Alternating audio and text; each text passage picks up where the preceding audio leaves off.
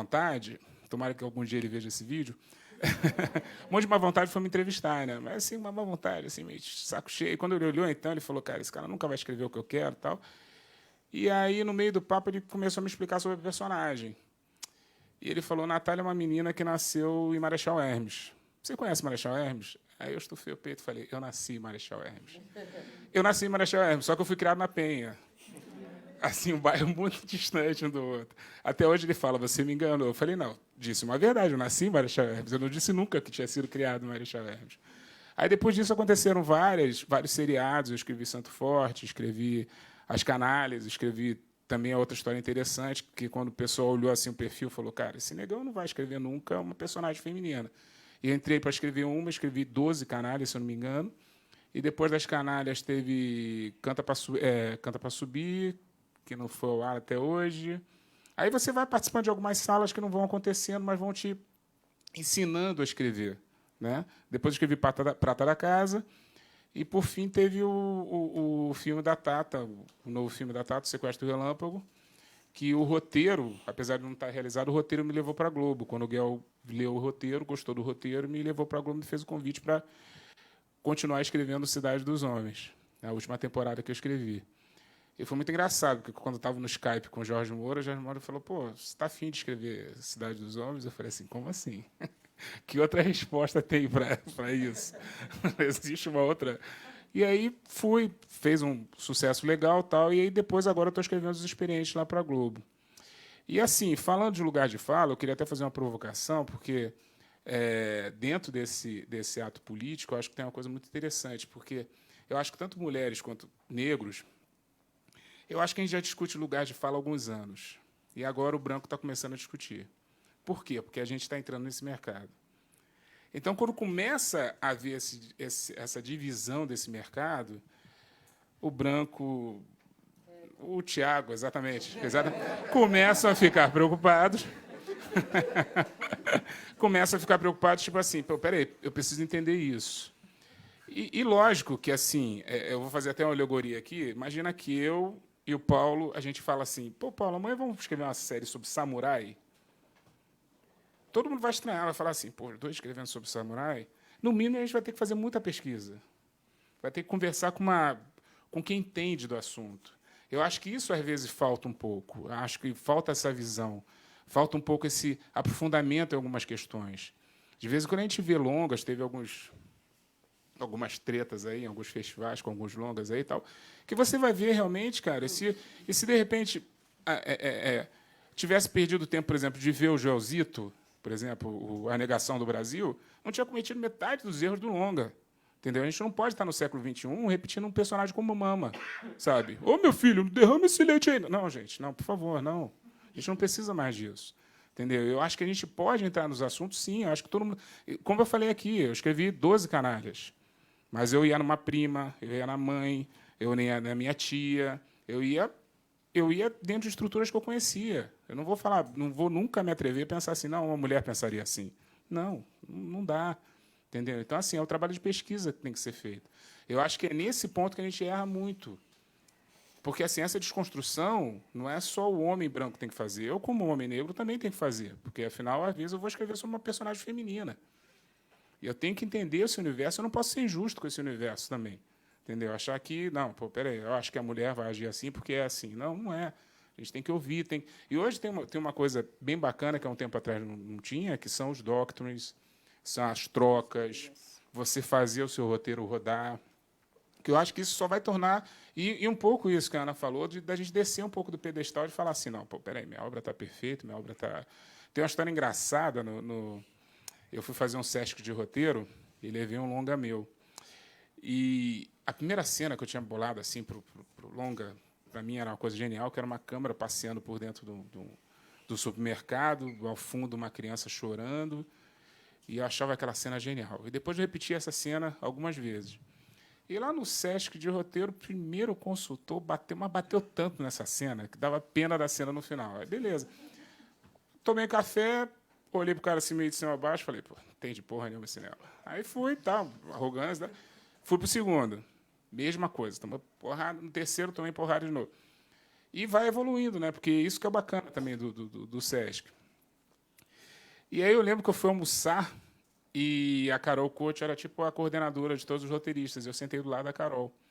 E estava deprimido, estava completamente deprimido, porque a primeira cena que eu tinha bolado pro meu longa tinha caído, né? Tava caindo. E a Carol virou e falou assim, pô, Marta, por que você tá assim e tal? Não sei o quê. Eu falei, não, cara, tem uma cena no meu filme e tal. E eu esqueci que ela tinha lido todos os longas. Ela olhou para mim e falou, a cena sobre mercado? É ruim, tira ela. E ali a cena começou a cair. Então, eu acho que essa troca é fundamental, entendeu? Até porque quando você está falando de outros universos. Não que... Cara, a gente pode falar sobre tudo. Todo mundo que quer ser roteirista ou é roteirista, a gente pode falar sobre tudo. E, às vezes, até por encomenda, a gente vai poder falar sobre tudo. Mas eu acho que esse trabalho de pesquisa, esse trabalho de troca, esse trabalho de pergunta, esse trabalho de humildade é fundamental. Legal. Legal. Deixa eu perguntar uma coisa que eu tenho desejo de saber, porque eu não tenho essa experiência de escrever para outras pessoas, e vocês todos, sim. Então, existe uma ponte, né, que existe até o roteiro e depois do roteiro para a direção. Esse diálogo roteiro-direção, porque ele também pode, enfim, né, acabar com essa ideia de lugar de fala se você passar esse roteiro que você fez com muito esmero e pesquisa e vivência e tudo mais, e isso passar na mão de uma outra pessoa que não tem a mesma visão. Como que vocês pensam e dialogam com isso? E, enfim, o que vocês também entendem que você, como roteirista, pode negociar e exigir desde o início, sei lá.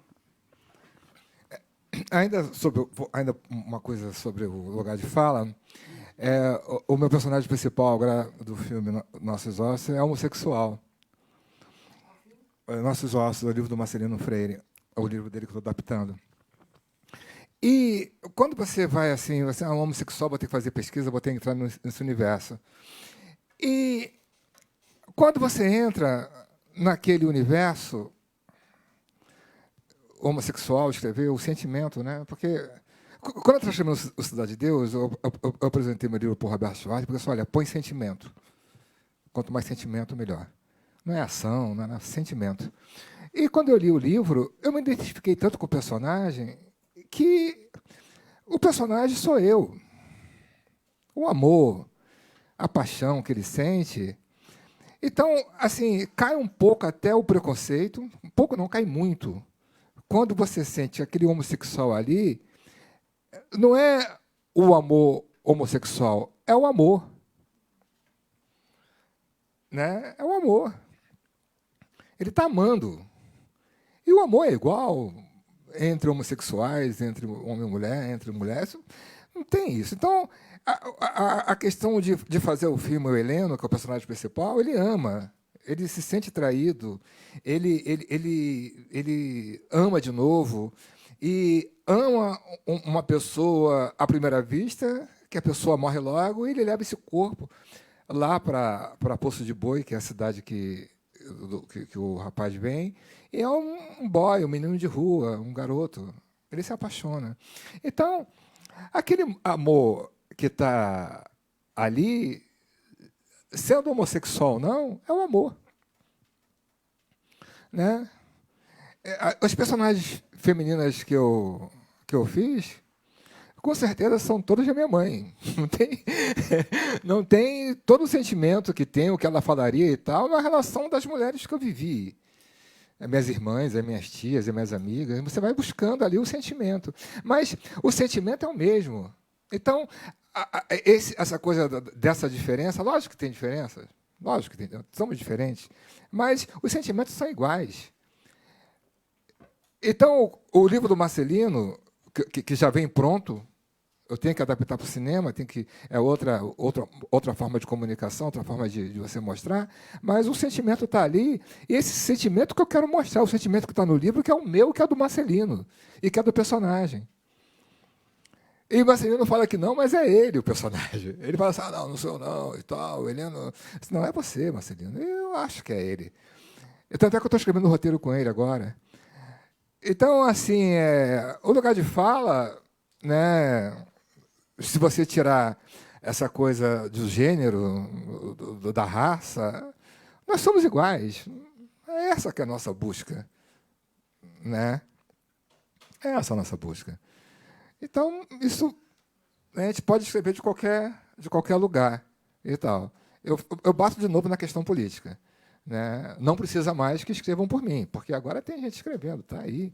Teve uma inclusão social, nos anos 80, nos anos 90, teve uma inclusão social muito grande aqui no Brasil. Tanto no cinema, quanto na literatura, quanto na própria televisão. Né? Então, não precisa mais que falem pela gente, a questão é essa. Não precisa mais. Eu acho que você tem razão. Talvez, então, porque você tem uma conexão de coração com esse personagem, né? Mas vocês sabem sobre o teste Bechdel, vocês conhecem isso? Sim. Né? Onde todo mundo aqui imagina que conhece, um filme não é tão machista, no caso de ter uma personagem feminina com nome, um diálogo entre duas mulheres e que não falem de homem. Então, o que eu quero dizer? A maior parte dos filmes, a mulher é estereotipada. Sim. Raramente a gente, como mulher, se identifica com um personagem feminino. Muito raramente. E não é só homem escrevendo sobre mulher, mesmo mulher escrevendo sobre mulher. Sabe, a mulher real, aqui, nós, né, não tem nada a ver com a mulher do cinema, ou mesmo da novela. Então, assim, você tem razão, imagino, na sua conexão autor-personagem, mas, às vezes, não é... Mesmo estando no lugar de fala do personagem, existe uma estereotipização mental para falar de mulher, por exemplo, e de negro, como o caso do filme lá, e de gay, e até de homem branco. Assim, às vezes, você tem que sair, realmente sentir, como você está dizendo, é o meu amor, então você foi no seu coração. Mas, no caso da mulher, cara, é muito difícil ver uma mulher com qual a gente, como mulher, se identifica. Aí vai da competência do autor, né? Então, essa questão é mais de você pegar e ser competente para fazer aquilo do que, né, de uma questão política. Agora, realmente, a pergunta que era mesmo? Não tem nada... na verdade, não tinha nada a ver com isso, mas eu acho um ponto importante. E aí, só para entender também, de repente, se você quiser falar também... Com o diretor, né? É porque você levou para um lugar que eu acho interessante, na verdade, porque esse mesmo argumento ele desconstrói um pouco tudo que a gente estava falando até agora. Porque quando a gente se sente habilitado, na minha opinião, eu sou só mediadora, mas como eu sou roteirista e tudo mais, eu vou falar também.